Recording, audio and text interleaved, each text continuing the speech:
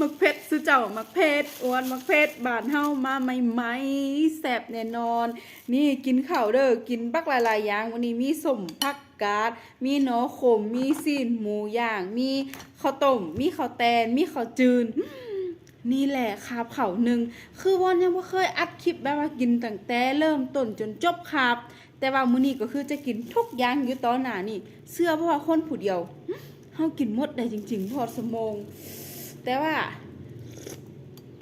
โอ้โหนี่ข้าวแตนเซาะน้ำ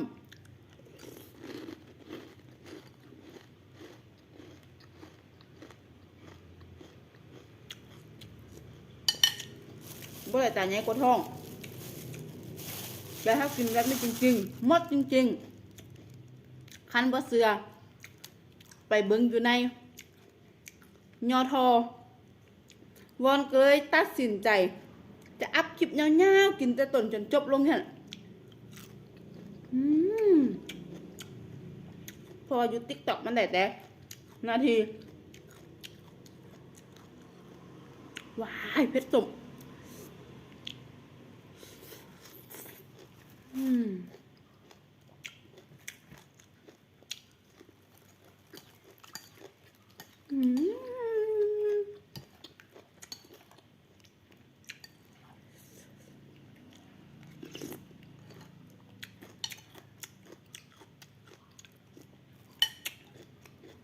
แบบใส่มะแขน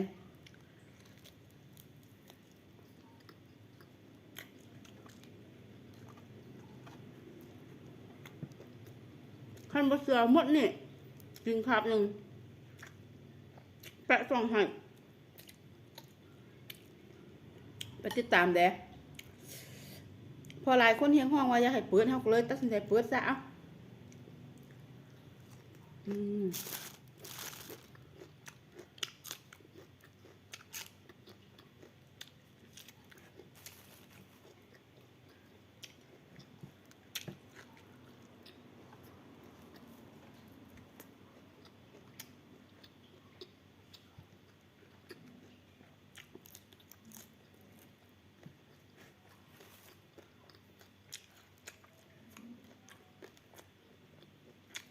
ครับ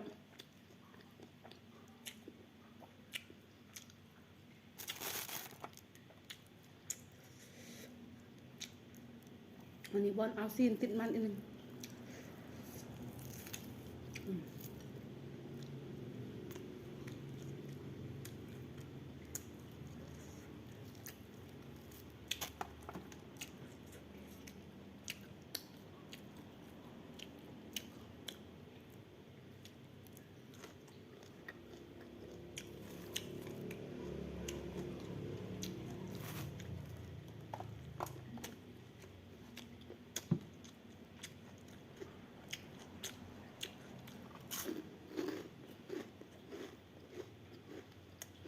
ก็ครับ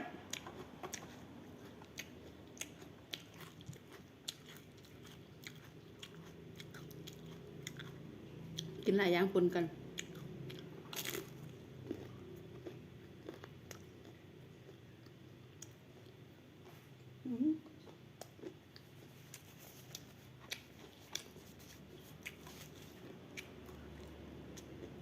แซ่บเว้ยขนาดเย็นนะ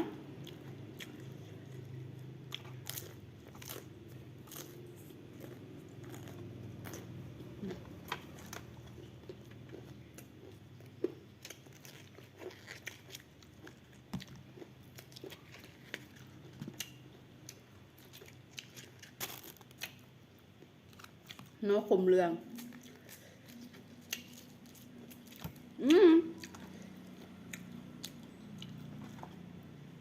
คือน้อคมเรืองน้อคมแดงวอนจะมักน้อคมเรือง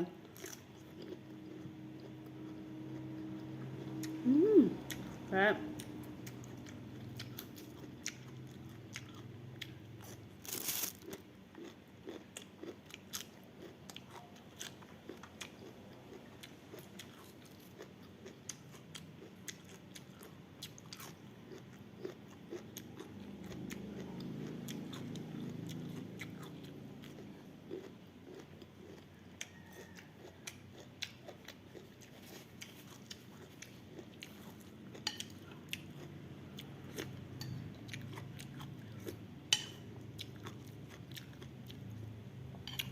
เขาเราตอนไปซื้อ พอดีฝนตกปล่อยๆแล้วออกตลาดมาเจอน้องสาวกำลังจิ๋วมาเขาเห็นแล้วว่าเป็นน้องขายแล้วได้น้องสาวตะวันลบ15,000เลยเขาก็เลยเอาซื้อสวยเป็นคนแรกมาแต่ว่าเดี๋ยวยกสวยน้องเอาเข้าไปในตลาดเสื้อบัวปากหนักเขาเป็นคนยกสวยให้มันหนักบัดเขายกมาแต่ปลาความเก่ง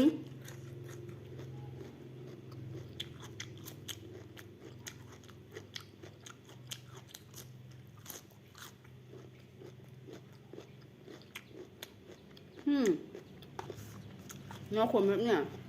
น้องขมเรืองมันอ่อนมันไม่ขมลายบางคนมักน้องขมแดงว่ามันไม่ขมแห้งแล้วแต่คนมักนะแต่ว่ามักน้องเนี่ย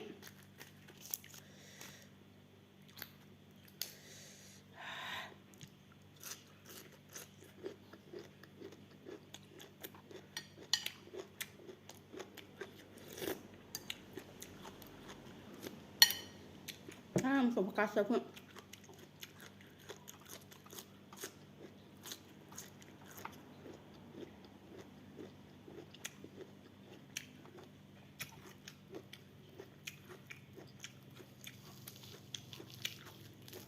เบิ่งอ่ะ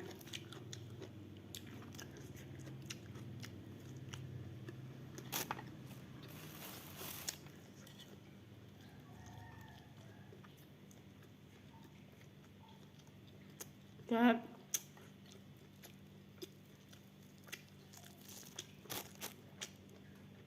ดูอ่อนๆ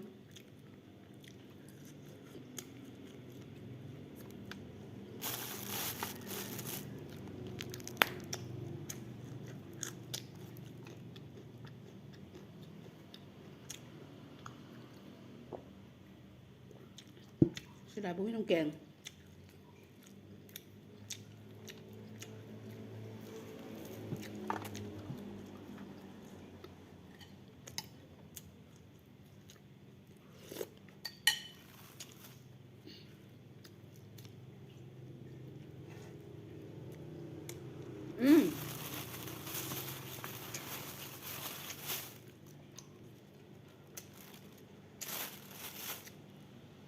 ของแถมจากกันไปซื้อข้าวต้มที่แม่แถมให้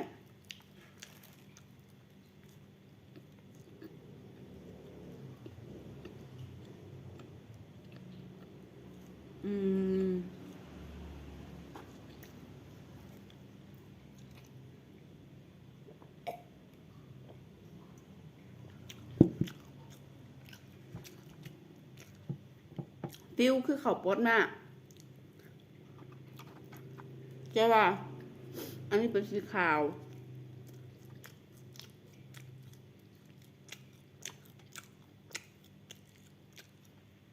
ข้าวพดมากที่ว่อนเคยกินอ่ะจะเป็นสีน้ำตาลเพราะว่ามาจากน้ำอ้อยอันนี้มันสีขาวแซ่บบ่แซ่บ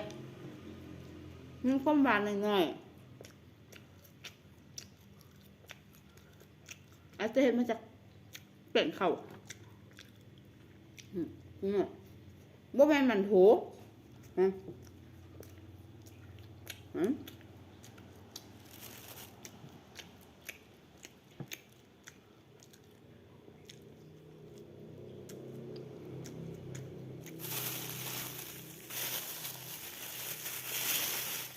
ข้าวต้ม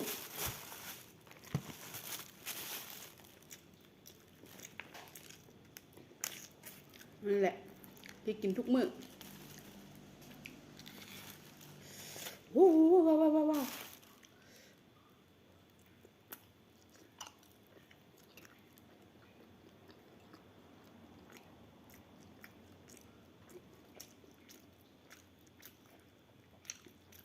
จะบีเอเบิ้งในมัน แซ่บ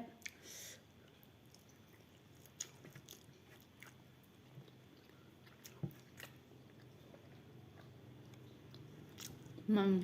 ก็จะหอมพริกไทยถั่วเหลือง